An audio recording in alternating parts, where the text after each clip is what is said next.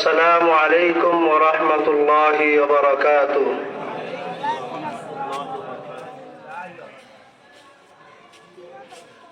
الحمد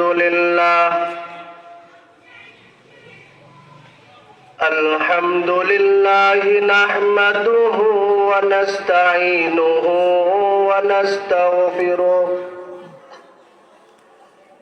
ونؤمن به ونتوكل عليه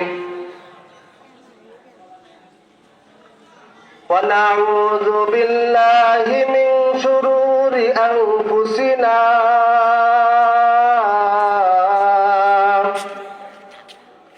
ومن سيئات أعمالنا من يهده الله فلا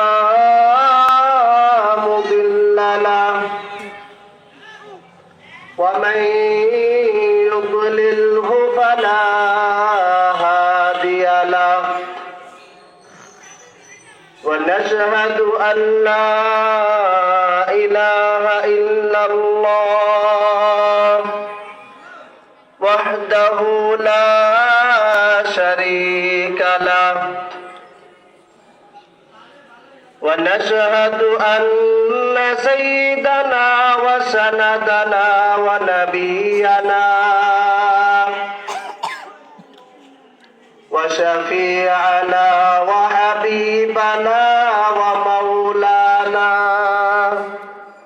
محمدا عبده ورسوله أما بعد فأعوذ بالله من الشيطان الرجيم بسم الله الرحمن الرحيم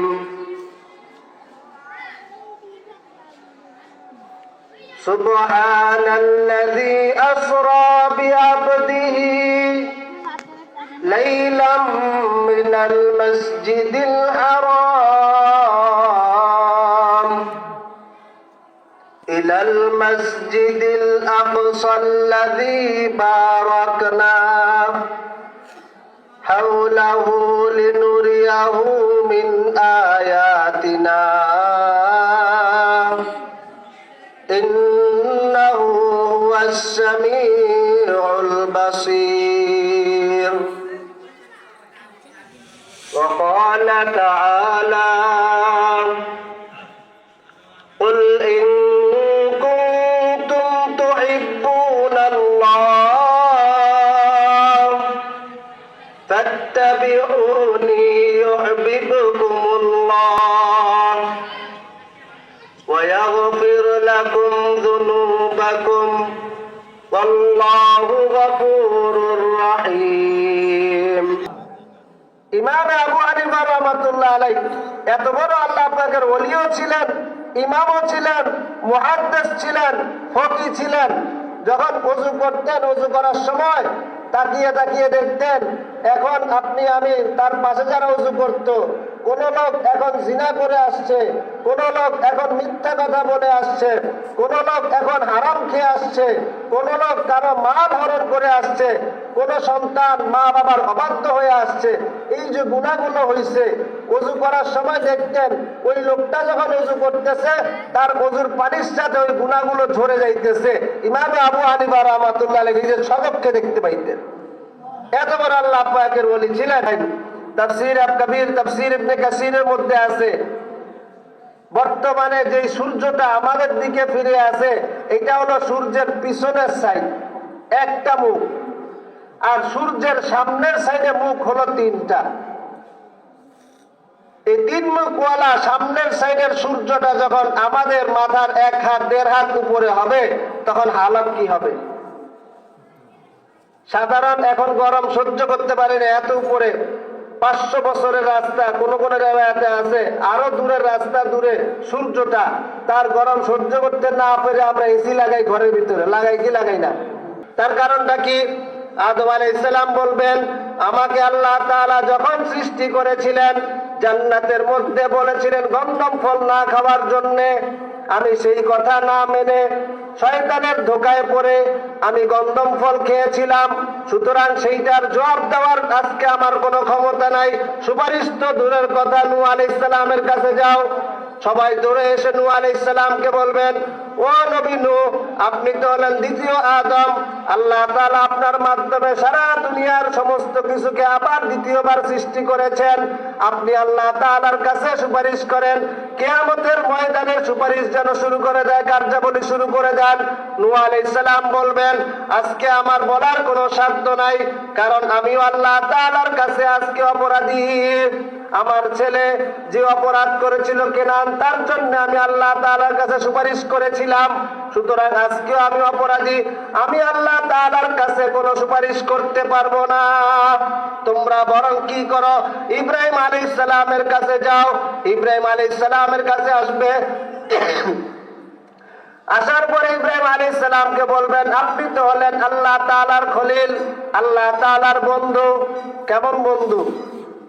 ইব্রাহিম আলাইহিস সালাম আল্লাহ তাআলার কেমন বন্ধু? আল্লাহ তাআলা ফিরে বলতেছেন, ও ভাই তুমি দাঁড়াও, তুমি এখন যে নামগুলো তোমার জবানের মধ্যে উচ্চারণ করলা, এই নামগুলো দুনিয়ার কোনো মানুষের নাম হতে পারে না। এই নামগুলো হলো আমার প্রেমাস্পদ, আমার মাওলা পাক, আমার আল্লাহ পাক রব্বুল আলামিনের সিফতি নাম। তুমি আরেকবার বলো, আরেকবার বলো। আমার দিলের ভিতরে আমার মাওলা পাকের মহব্বতের সাগরের মধ্যে আগুন জ্বলা শুরু হয়ে গেছে।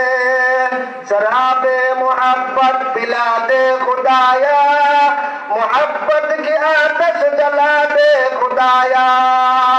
ও ভাই আরেকবার বলো, আমার তো আর সহ্য হইতেছে না। এখন ফেরেশতা বলতেছে মানব রূপী, ও ইব্রাহিম, আমি যদি আরেকবার বলতে হয় তাহলে আমাকে পারিশ্রমিক দেওয়া লাগবে, আমাকে উজরত দেওয়া লাগবে। ইব্রাহিম আলাইহিস সালাম বলতেছেন, তুমি যদি পারিশ্রমিক চাও, আমার এখানে 100টা ছাগল আছে, এই 100টা ছাগলের মধ্যে থেকে 50টি ছাগল আমি তোমাকে দিয়ে দিব। তারপরও তুমি আমার মাওলা পাকের সিফতি নামগুলো আবার বলো। ফেরেশতা 50টি ছাগল নিয়ে আবার বলতেছেন, সুবহানা যিল মুলকি ওয়াল মালাকুত, সুবহানা যিল ইজ্জতি ওয়াল আযমা ওয়াল হাইবাতি ওয়াল কুদরাতি ওয়াল কিবরিয়াই ওয়াল জাবারুত।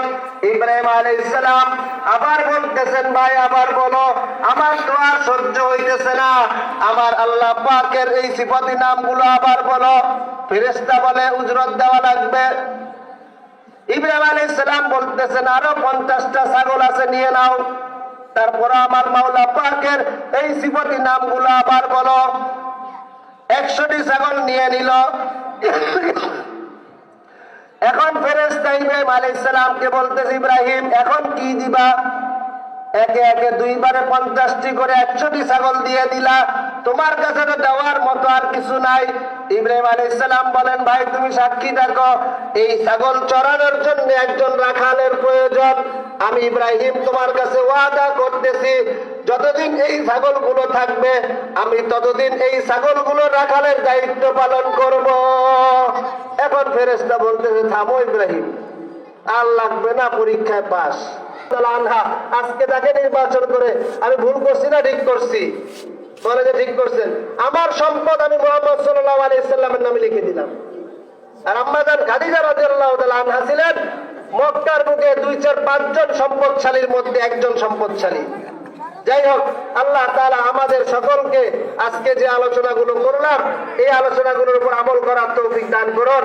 আমাদের জীবনটাকে নবীজি সাল্লাল্লাহু আলাইহি সাল্লামের সুন্নাত দ্বারা রঙিন করার তৌফিক দান করুন। আমিন ওয়া আখির দাওয়ানা আলহামদুলিল্লাহি রাব্বিল আলামিন।